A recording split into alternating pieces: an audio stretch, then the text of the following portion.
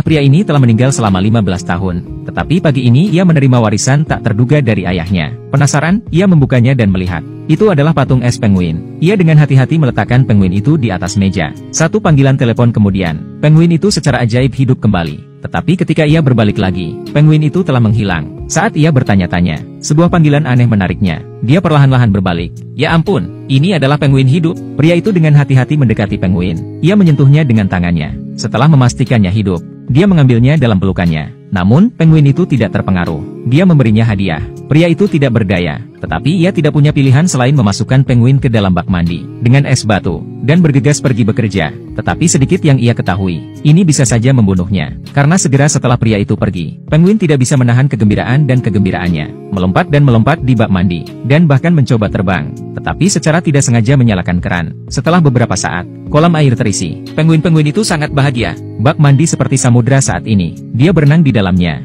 Di malam hari, Mike si pria pulang dari kerja. Ia hendak pergi ke toilet untuk memeriksa penguin itu. Dan ketika ia membuka pintu, berkat tangan Mike yang cepat, dia tidak tersapu oleh air. Tetapi hal itu hampir membunuhnya. Tetapi kemudian penguin itu memberinya hadiah lain. Mike tidak tahan lagi. Ia memutuskan untuk mengusir penguin itu. Ketika ia menghubungi banyak organisasi, dan tidak ada satupun dari mereka yang bisa mengambil penguin itu. Tidak ada yang bisa ia lakukan. Mike tidak punya pilihan selain melawan penguin sampai akhir yang pahit. Dan begitulah adanya. Mike dan penguin saling menatap satu sama lain. Malam telah berakhir. Keesokan paginya,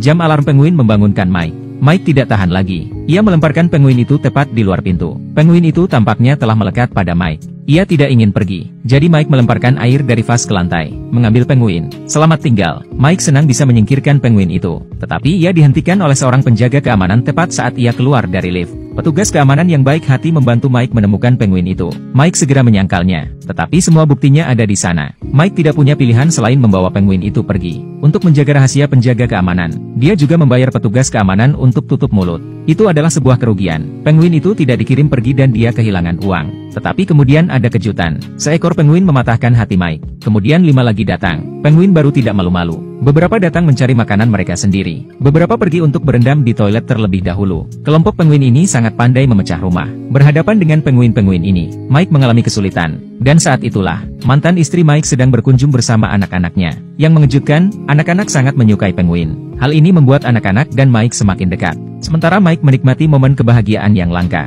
Bel pintu berbunyi lagi. Kali ini adalah petugas pengawas hewan. Dia mengatakan kepada Mike bahwa dia bisa membawa penguin-penguin itu pergi. Tapi itu adalah kesempatan langka ketika Mike begitu bahagia dengan keluarganya. Ia tidak tega merusaknya. Jadi, ia meminta staf untuk kembali di lain hari. Putranya mendengar percakapan mereka. Ia membuat ayahnya bersumpah bahwa ia tidak akan pernah memberikan penguin-penguin itu. Mike harus setuju. Meskipun Mike tidak menyukai ruangan penguin. Tetapi kabar baiknya adalah, anak-anak secara sukarela datang kembali besok. Hal ini tentu saja membuat Mike, yang biasanya hanya melihat anak-anaknya setiap setengah bulan sekali, merasa senang. Tetapi bagaimana bergaul dengan 6 penguin? Itu adalah tugas yang sulit bagi Mike.